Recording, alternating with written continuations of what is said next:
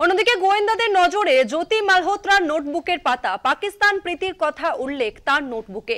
পাকিস্তান ভ্রমণের বর্ণনা নোটবুকের, ছত্র ছত্রে এক্সক্লুসিভ নোটবুকের তথ্য কলকাতা টিভির হাতে। জ্যোতি মালহোত্রার নোটবুকের নজর গোয়েন্দাদের, আর সেই নোটবুকে কি রয়েছে তার এক্সক্লুসিভ তথ্য রয়েছে কলকাতা টিভির হাতে। গোয়েন্দাদের নজরে জ্যোতি মালহোত্রার নোটবুকের পাতা পাকিস্তান প্রীতির কথা উল্লেখ রয়েছে তার নোটবুকে। পাকিস্তান ভ্রমণের বর্ণনা রয়েছে নোটবুকে, ছত্রে ছত্রে এক্সক্লুসিভ নোটবুকের তথ্য কলকাতা টিভির হাতে। জ্যোতি মালহোত্রার বিরুদ্ধে একের পর এক চাঞ্চল্যকর তথ্য উঠে আসছে পুলিশি জেরাতে, আর এবার জ্যোতি মালহোত্রার নোটবুকের পাতা পাকিস্তান প্রীতির কথা উল্লেখ রয়েছে সেই নোটবুকে।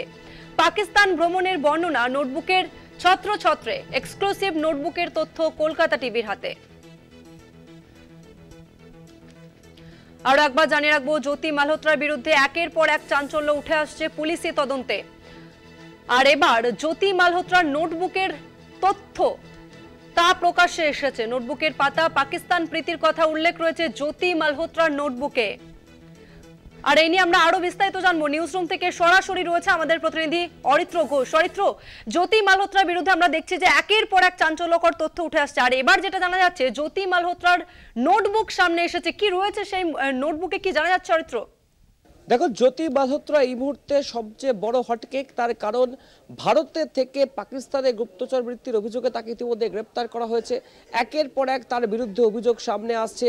তার মোবাইল, ল্যাপটপ ইত্যাদি ফরেন্সিক পরীক্ষার জন্য পাঠানো হয়েছে।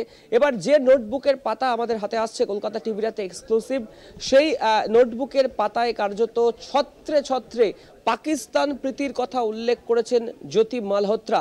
তার নোটবুকে একাধিক লেখা রয়েছে, তার মধ্যে বেশ কয়েকটি লেখা উল্লেখযোগ্য।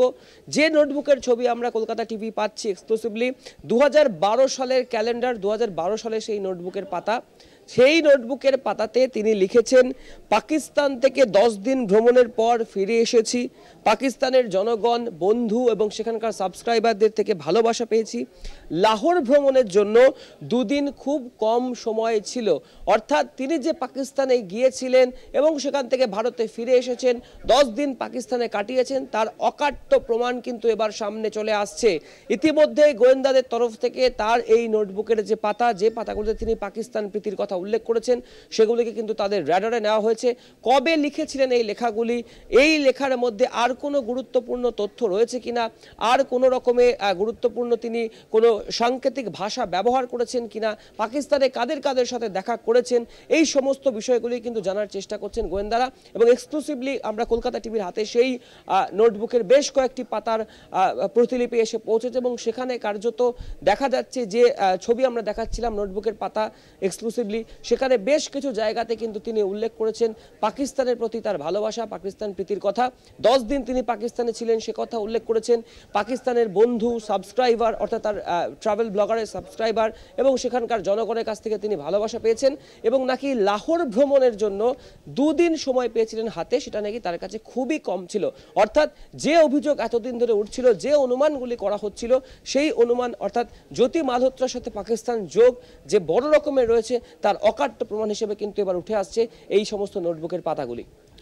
বেশ, ধন্যবাদ তোমাকে অরিত্র। আরো একবার জানিয়ে রাখবো, গোয়েন্দাদের নজরে জ্যোতি মালহোত্রার নোটবুকের পাতা পাকিস্তানি প্রীতির কথা উল্লেখ রয়েছে নোটবুকে। পাকিস্তান ভ্রমণের বর্ণনা রয়েছে সেই নোটবুকের প্রত্যেকটি পাতাতে। একেবারে এক্সক্লুসিভ নোটবুকের তথ্য রয়েছে কলকাতা টিভির হাতে। সেই নোটবুকের ছবিও আপনাদের সামনে তুলে ধরছি।